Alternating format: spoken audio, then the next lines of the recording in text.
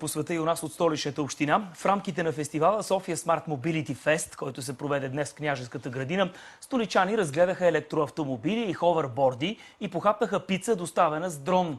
Ето още от модерните и чудати начини за придвижване в града.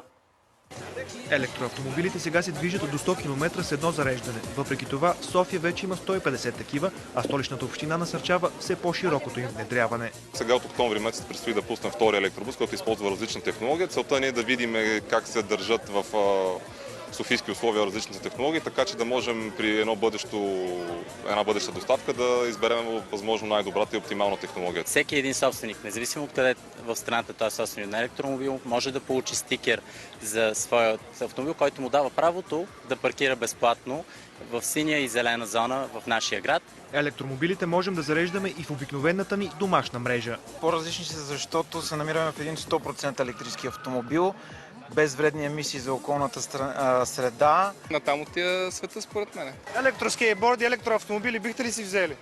Ами може би след няколко години. Като по-речни с нами. Сред всички изобретения, които се движат на електричество, едно грабна вниманието на всички. Това е Crazy Kart. Крейзи какво? Crazy Kart. Като картинг, само че по-крейзи. Това е един ховерборд, както тези, които ги виждате тук.